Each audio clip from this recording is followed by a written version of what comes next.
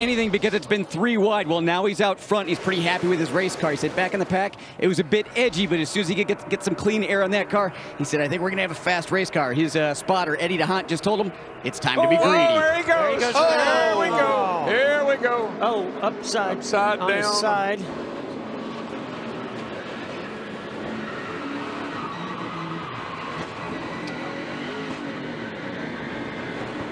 Well, AJ, that was a humdinger. Yes, it was, and that's there he is upside down, and I hope he's all right. I see him moving around in there. I don't think there's any issue with him. Yeah, you just can't push on the left side of that rear bumper. Well, you just can't keep pushing. He got into the 24 and just kept on pushing. But Mike, I'm telling you, I started my first race here in 1972. This was what I worried about. 1970, 45 years ago, and here we are. The more things change, the more they stay the same. AJ tried to put the window net down to signal to the safety crews he's okay, but with the car upside down, it won't go down. Wow, the three cars got a lot of. Austin Dillon, Michael McDowell. He hit one of those cars that was upside down. I don't remember if it was Chase Elliott. Danica sitting there, her car is torn up. I don't know how many cars are in this thing. Probably 15 of them.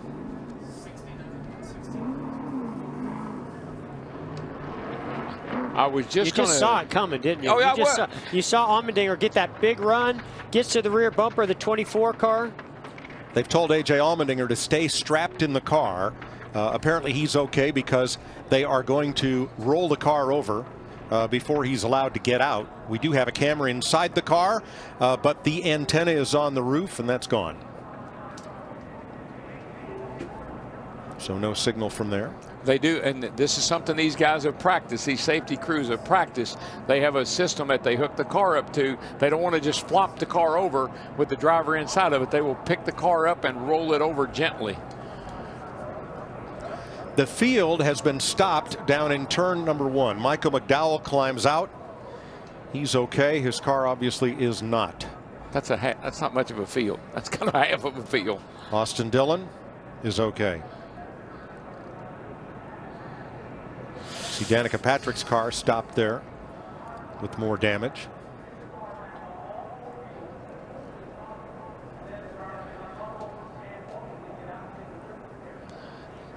Yesterday we saw 2 red flags. Yep. Today we're going to see another. That's become one of the more popular flags at this place. And the line that separates victory from calamity at Talladega is so fine. And the amount of a push that either results in a pass or results in panic is just so minuscule. Yeah, especially when you're in that section of the corner where the banking starts to flatten out. The cars get pretty light in the back there, so if you're going to be pushing, you've got to sort of back off them, or you got to get to the right side of that rear bumper if you're going to push in that area. Now Trevor Bayne drives away. He can't go anywhere because of the red flag, but he's eligible to return to the pits, and once he gets onto pit road, they'll have 5 minutes to make repairs. And here's Allmendinger's car getting up on its side, and they'll put it back on his wheels before he unstraps and climbs out.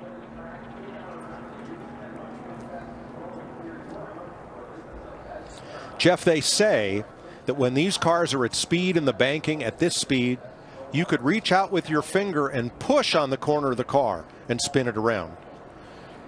It's pretty easy. I will say it might not be that easy, but it's pretty easy. I mean, you know, when you have a 3,400-pound car pushing you, it doesn't take much. But there's also just not a lot of aerodynamic downforce in the cars here. The cars aren't set up for that with the springs and shocks. Also, in that section of the corner, once you get out of the banking holds the car, and it has a lot of grip in the banking. But once you get to the straightaway, it loses all of that. Randall Burnett, AJ's crew chief, looking at the monitor as Allmendinger has climbed out of his car and walks to the ambulance without assistance. He is okay. So now we'll show you replays of what happened between he and Chase Elliott in the 24. Yeah, you just see AJ, he gets up against the 24 here. He's pushing him, and he just gets over to the left-hand side here, and you can't push over there. Even got him himself. He was, you know, it was not something that was intentional. He was just trying to push and help, but it actually even got AJ Allmendinger turned around as also. Wow, look at big Danica. impact by Danica into that a inside wall. Heck of a lick. Didn't that happen to her at Daytona where she got into the inside wall and hit hard where a wall jutted out like that? Now, see, I think Chase Elliott was he already had his hands full prior to that. He was trying to get it gathered up, and then AJ came off his rear bumper and then made contact with him again. Also, Logano went for a heck of a ride there, a couple big impacts. Keselowski's up in there. Minor damage for Kevin Harvick. And here is the initial contact. You see Chase's car yawed out just a tiny bit in the corner.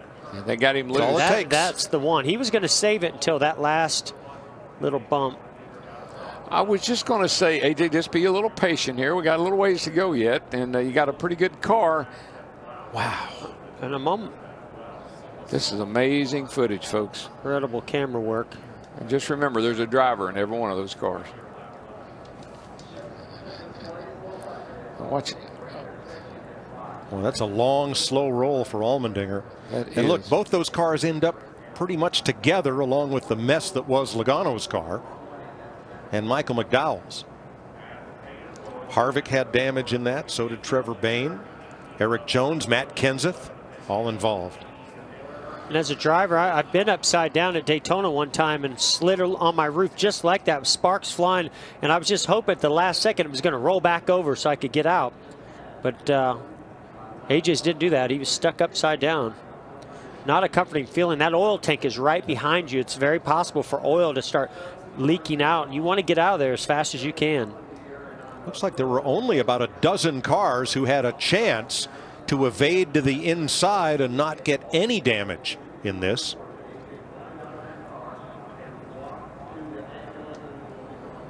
I'm watching that green 2 car. I don't know if he's just kind of following this through here. Not sure if he got any damage or not. Yeah, I think I saw him stop a little bit too soon, as if he made contact. It may have hit the outside wall with the right side of the car. Let's ride with Danica Patrick. Check it, back it down, stay low, low.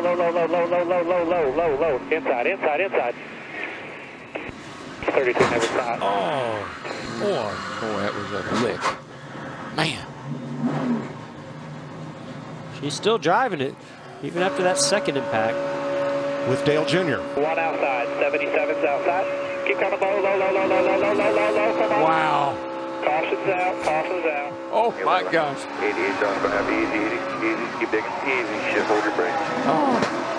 Hold your brake, buddy. Stay high. And let's show you this in real time.